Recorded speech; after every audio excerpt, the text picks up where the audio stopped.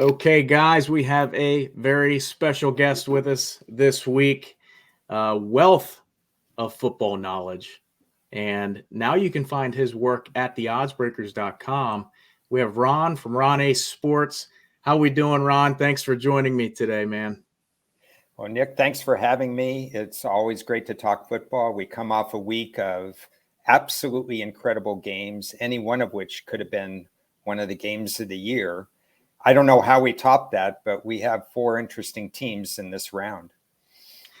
Definitely. And I should mention that we're streaming this for the Executing the Edge podcast, as well as the Sports Wagering University YouTube channel. Ron was our professor for the college football class a couple months ago, and I'm excited to keep learning from him and keep working with him. So we'll get right in here to the two matchups in the conference championships, Ron. To kick it off, I want to bring up some things here. In the last 40 matchups, the team who wins the conference championship straight up is 38-2 ATS, meaning the number doesn't much matter in the conference championship. Just pick the winner, right? And they're winning 38 out of 40. So in the last 14, the home teams are 11-3 straight up. And in the last 15 AFC championships, the home team is 13-2 straight up, 10-5 ATS. So we'll go right into the first matchup here on Sunday. We have the Bengals and the Chiefs, Ron.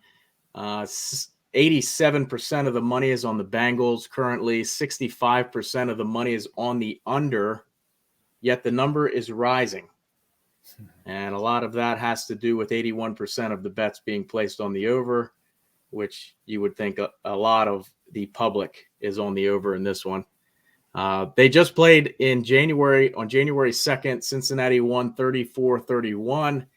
Both had over 400 yards of offense. Kansas City had 4 sacks, which isn't a surprise going against Cincinnati, right? Cincinnati had 0 sacks. 0 turnovers overall. Kansas City had 10 penalties to Cincinnati's 5, and the Bengals ran for 60 yards, whereas KC ran for 155. Cincinnati has an extra day to prepare. Weather should be fine. It looks like Tyrann Mathieu is back for Kansas City. I saw he was back at practice. What are your thoughts on this matchup here, Ron? First of all, Nick, that's a fantastic layout as far as what to expect here. The key point here, a lot of key points. First of all, you have the winner take all, and that's one of the reasons why the straight up winner tends to win regardless of the spread, because you never take the foot off the pedal in these kinds of games.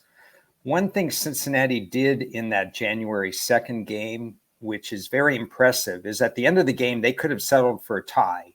Instead, they kept going for it. There were a couple of penalties. They said, no, we're not satisfied with the tie. We're going to go for the win.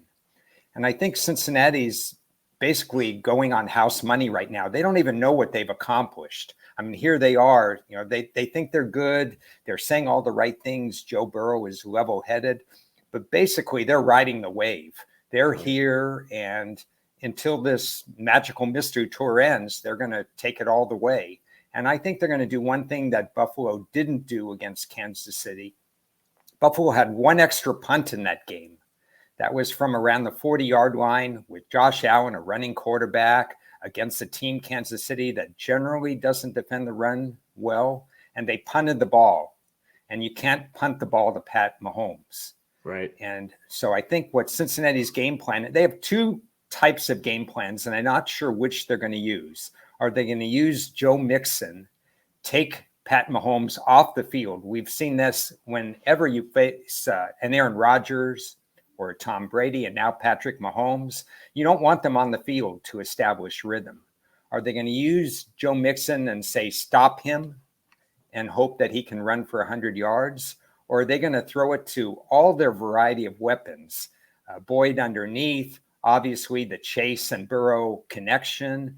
Don't sleep on T. Higgins. Their tight end is emerging. Mixon can catch out of the backfield. And Kansas City's pass defense isn't as strong as it was in previous years. They do get Matthew back, which is a great addition because he's so instinctive.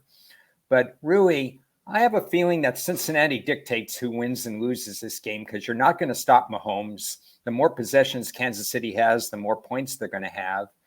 I'm going to say right now, Nick, that the burden is on Cincinnati's offense. Yeah, you bring up good points. I mean, excuse me. Take it over, Ron. Well, I do want to say for these kinds of matchups, it's nice to have four teams that understand the value of special teams, that have really good kickers coming in. They seem to be making sound decisions.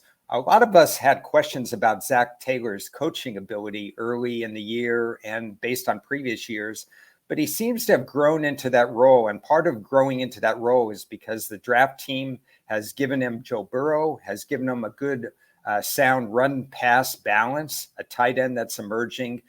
You generally coach better when you have better players to begin with. And I think it's all cylinders on that point. So we're going to see some fundamentally sound play this weekend. I agree. And now that I'm recovered, Ron, I appreciate you taking over there. I was going to say the Cincinnati has a advantage here going up against the KC defense that has in success rate owns the 29th against the rush and 23rd against the pass. So that could be interesting to see how they approach this defense. Cincinnati's defense, on the other hand, is 21st and against the run and 14th against the pass. So there's opportunity for KC as well. Depends how much each team is going to run the ball, I think, is how this tempo is going to go during this game. So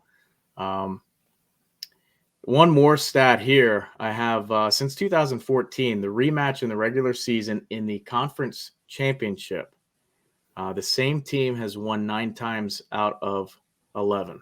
So that would favor the Bengals if you just base it off of that, which we don't. So, and then Cincinnati's pass defense is 25th in the league in explosive plays. So that's passes that are 20 yards or more. Mm-hmm. Cincinnati ranks 25th in that, which could be dangerous against this Kansas City team.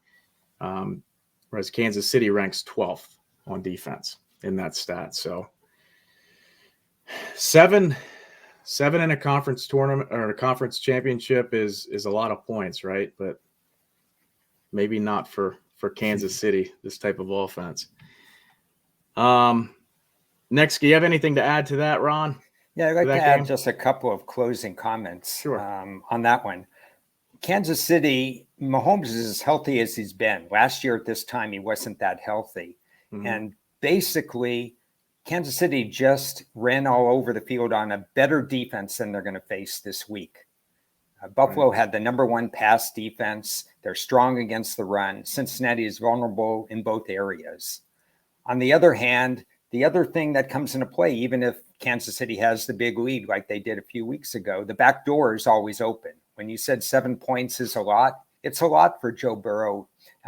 They scored points even though he got sacked 9 times last week. Right. So you've got to weigh the fact how explosive Kansas City is versus the fact that Joe Burrow can put a team back in the game, maybe to win, maybe to cover. It kind of goes against that stat where the winner may not cover versus the spread. But you're right, 7 points is a lot. Right. Usually don't see that. Only one other quarterback won a playoff game with being sacked 9 times, and that was Donovan McNabb. I forget what year it was, but so that's pretty special of what he accomplished last week. The next game here, we got the Niners and the Rams. 61% of the money is on the Rams. 65% of the money is on the under. So this one is more spread out as far as the money. They played twice already. The first time was November 15th, where the Niners won 31-10. San Francisco was 8 for 14 on third downs. The Rams were only 3 for 10. So that really hurt them. San Francisco ran for 156 rushing yards, and the Rams only ran for 52. Overall, San Francisco accumulated 335 yards to the Rams 278. Now, in week 18, the Niners also won. It was a closer game, went to overtime. They ended up winning by a field goal. The Rams still only ran for 64 rushing yards. San Fran ran for 135, and San Fran almost doubled their output in yardage, 265 to 449. The Rams at home this season are 6-3, but the Niners are 8-3 on the road. Weather's no concern here. Is Ambry Thomas back for the Niners? Their stud cornerback. And another thing to bring up too is Akers wasn't playing much in that week 18 game, and he could be a threat here in this game, I think, if he doesn't fumble it. And then Shanahan's 6-0 against McVay, so we'll see if the tides turn here. What are your thoughts here, Ron?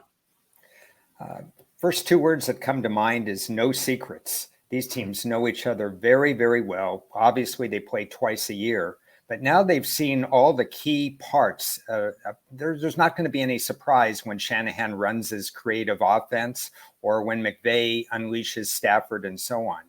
From the San Francisco side, they have seen now Von Miller and Aaron Donald together. They've seen Beckham assimilated into the LA Rams offense. So they know exactly what they're getting. Can they stop that? That's another question, but they know exactly what they're getting. Interesting stat. In the last 6 games, Von Miller has had 7 sacks, at least 1 in every game. So he's fitting in quite nicely with Aaron Donald. And then you flip that around, and San Francisco in the 2 composite games against the Rams have a 7-4 sack advantage in their favor, which you wouldn't think of because the Rams have been the first team, I believe, ever to have 50 or more sacks in 3 straight seasons. On the LA side, of course, they know they've seen Deebo Samuel and what he does in the run and the pass game. They've seen Eli Mitchell twice. He's run for a lot of yards, but his yards per carry has been closer to 4 as opposed to the 4.7 that he averaged during the year. The other factor in here is Cam Akers he's back from an incredible recovery from Achilles injuries. Yeah. I can tell you what that means. And basically, he ran 24 times last week. I was surprised that they didn't diversify the offense. 24 times, but only for 48 yards because it was Tampa's traditional run defense. If you don't have a running quarterback, you're not going to run on Tampa. But LA tried that. I said that there's no secrets, but I do have a couple players that are on my watch list for this game. One for the Rams would be Henderson, if they bring him back as a running back. I think he ran for in excess of 80 yards the first game against San Francisco. I thought he was activated last week, but he played no snaps last week. So I think this is one of those situations that you want to keep looking today, tomorrow, even up till game time to see whether you hear anything about Henderson's incorporation into the game plan. The key player I'm looking at for San Francisco is Kyle Juszczyk. Surprisingly, he had 2 carries last week. He doesn't carry the ball much, 8 times in the regular season. But those 2 carries, if you go back to when they were and where they were on third downs, they were actually incredibly impactful carries. He had no receptions. I have a feeling in this game that down in the red zone, they're going to use him. He caught 30 passes in the regular season. You want to throw something at the other team that they haven't quite seen enough of. You know they're going to try to cover Kupp and Beckham and Higbee and so on. If they can just leak Juszczyk out of the backfield for a key play, those are the 2 players I'm looking at. Okay. Well, that was going to be a question a little later is if you have any props that you want to give out. But sure. Yeah, I mean, San Francisco under the radar kind of, I mean, they're 4th in success rate against the run and the pass. And they're playing so well. the matchup of the game is going to be the Rams passing offense against the Niners pass defense. So, it'll be fun to watch how this lays out. The Rams, if the Rams get up early like they did last week against the Bucs, it's going to be hard for Garoppolo to come back. I mean, he's not the understudy of Tom Brady anymore. So, Any more thoughts on this, Ron? Well, you talk about home field and the way it's configured at SoFi Stadium. I've been in there for a game before. I was there for a college game, but I was there for the bowl game. It's not configured as if you have the dog pound at Cleveland or you have the rabid fans across the country. In fact, they're trying to limit tickets and so on. For this particular game, I don't, especially since they know each other so well, it's really player matchups. That's the most important thing. I haven't actually made a decision on the game because I want to delve deeper into player matchups. But I think for those who value home field advantage at this stage, it's if the Rams win, I don't think it's because of home field advantage. I just think it's because they won the matchups. This is not one of those games that I look to place a high value on home field. This is a strategy game, and if you get good Matthew Stafford like you have in the playoffs, then the Rams will prevail. However, San Francisco has forced them into multiple turnovers in the two games they faced. So it's a chess match. That's what it is.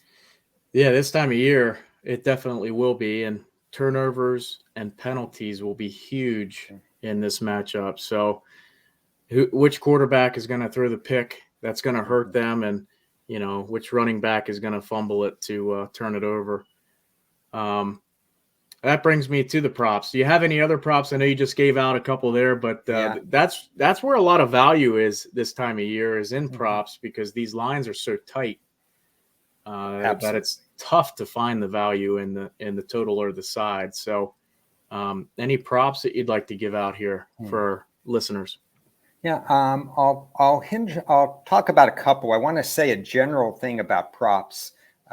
You get more props in the playoffs than you do in other times. And if you shop around, you're going to get variance. You're going to get key numbers where you could actually take a side or a middle. You could do a lot of manipulation. The market's softer in this area.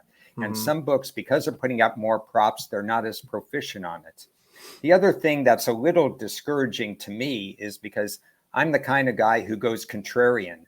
My portfolio during the year is, for every 3 props, 2 of them are going to be unders, because that's where the value is. In winner take all games, right now I'm 60-40 on overs through the first 10 games of the playoffs, but I've had to make that adjustment.